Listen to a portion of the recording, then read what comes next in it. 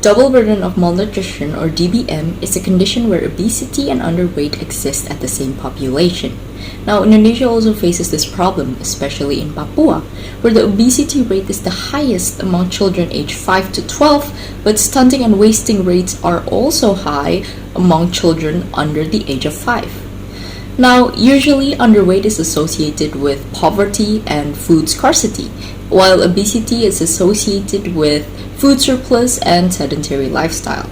Now, the fact that these two problems could exist in the same population shows us that this is more than just food scarcity. This is all about eating habits and eating behavior.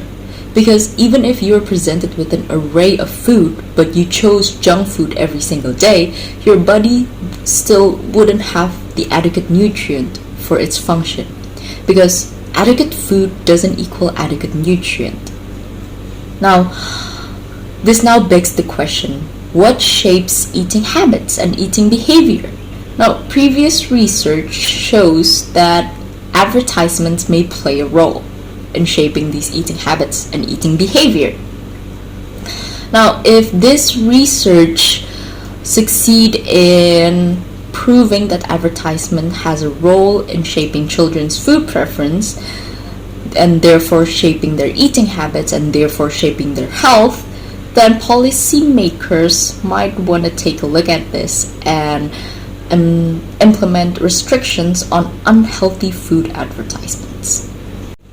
This study employed a quasi-experiment mixed design method that consists of 222 children from 3 schools in West and South Jakarta. There were 104 girls and 118 boys. This study used 2 self-assessment questionnaires. The first one is to assess the changes in food preference, and the second one is to know whether or not the ads have an impact on children's emotional and behavioral state. This is what the first questionnaire looks like. This is what they see on screen using the classroom's projector, and this is what they have to fill out. Each alphabet signifies a certain food. There were 6 food, 3 of them are healthy foods, and the other 3 are unhealthy foods. They have to rate these foods from 1 to 6, 1 meaning they like it the most, and 6 meaning they like it the least. Di kertas kalian itu kan ada beberapa huruf tuh, A, B, C, D, E, F. Nah, huruf-huruf ini melambangkan satu makanan. Jadi A itu keju, B itu krim ketan, C itu susu, D itu minuman karamel, E itu candy, dan F itu pisang.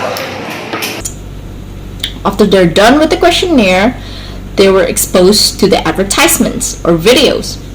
There were 6 videos for 6 experimental groups.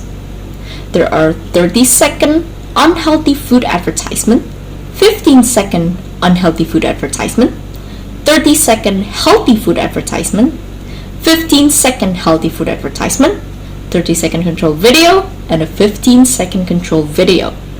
The control video used was nature and scenery, so there was no element of advertising at all in the control videos. So 6 videos, 4 advertisements, and 2 scenery videos.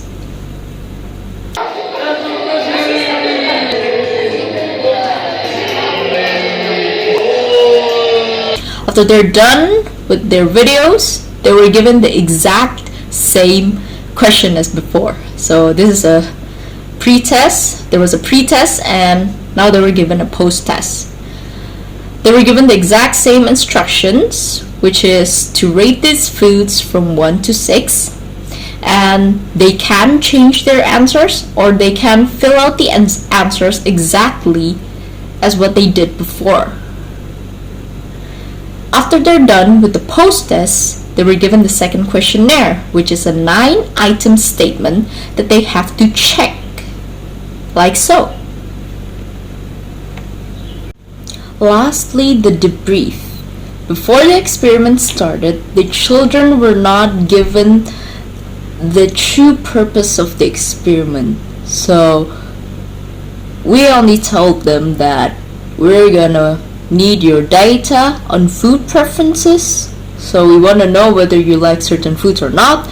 But they were given no information about the advertisements and whatsoever.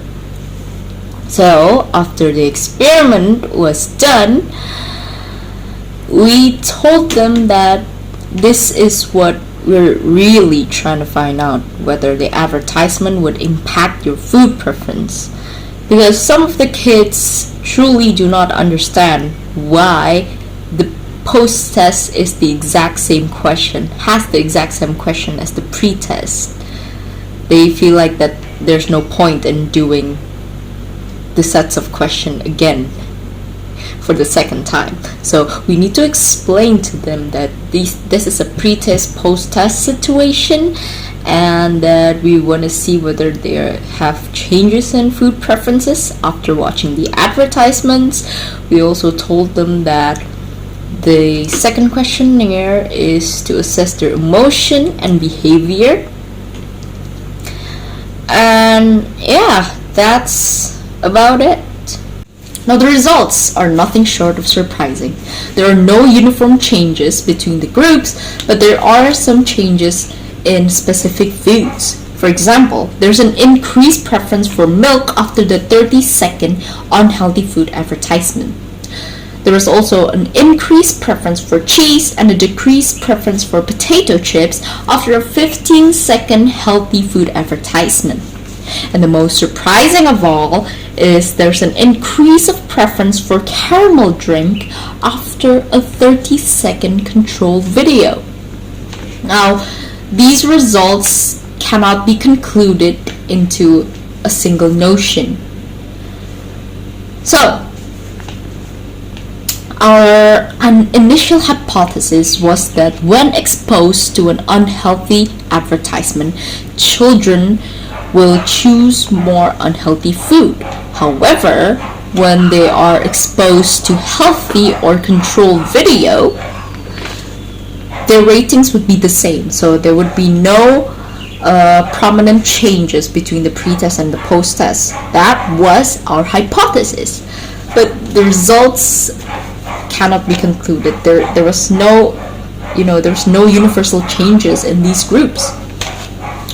And we thought one of the factors that we did not get the changes as we expected is maybe because of the children's age. Now this study is actually a replica of the 1978 Nancy Kaiser Boyd study that also has the same purpose as our study, which is to find out whether advertisement has an impact on children's food preference. And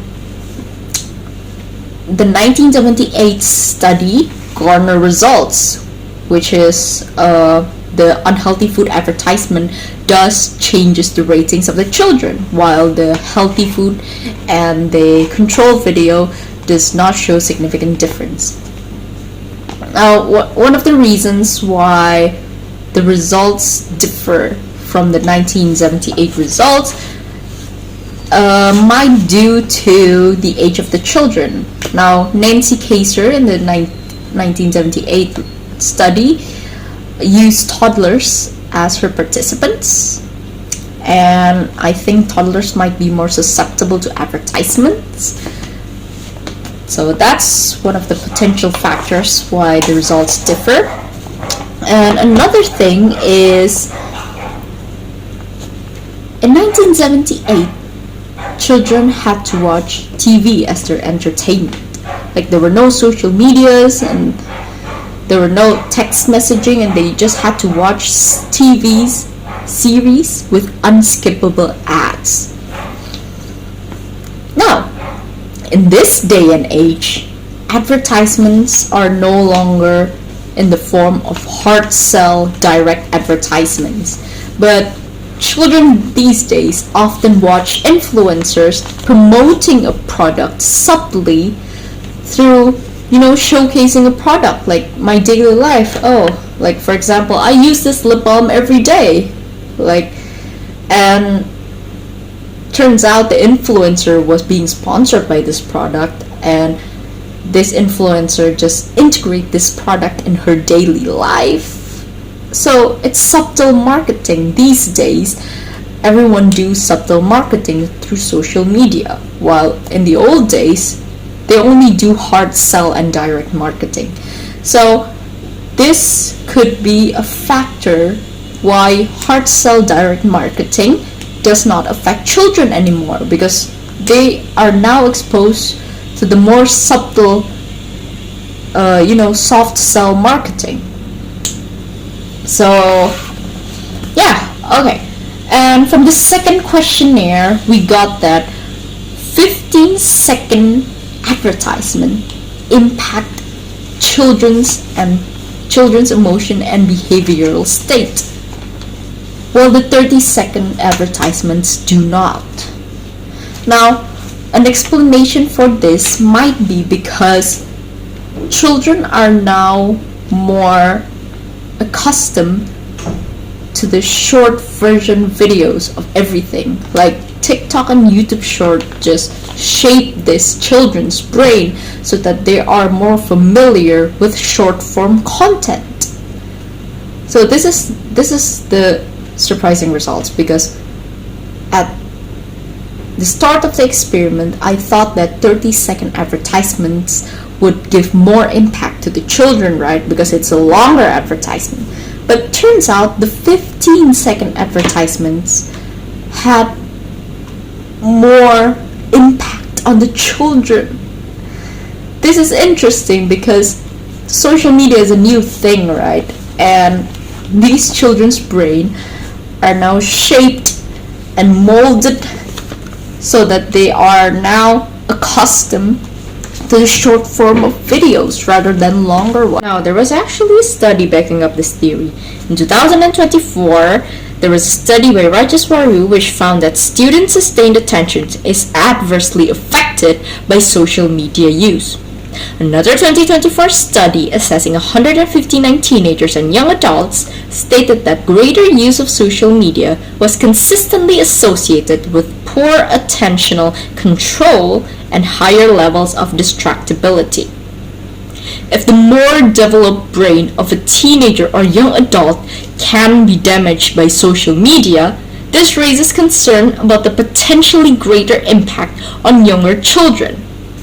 These results align with the 9-item questionnaire findings, which showed that only 15-second advertisement exposures had significant effect. Even though the result isn't what I expect, it did garner some interesting findings. We found that children are no longer affected by the advertisements we show them. This might be because that they are no longer susceptible to hard sell direct advertisements, because when they scroll social media, all they see is soft sell, integrated, and subtle advertisements by influencers. We also found that 15 seconds advertisements had more effect on the children than the 30-second advertisements. This may be because the children are now more accustomed to short forms of videos, because they are now more familiar with the short video content such as in TikTok and in YouTube Shorts. That is my paper, that is my experiment for this past year. I hope you enjoyed it, and I hope these findings can be meaningful to you, can be meaningful for society. And yeah, I'm excited to see future research on this topic. This is my name and this is my email. So if you have any questions regarding the experiment, you can contact me here. And if you want the full experiment, here's a link to it. You can just scan it. And yeah, I'm off for now. Bye everyone.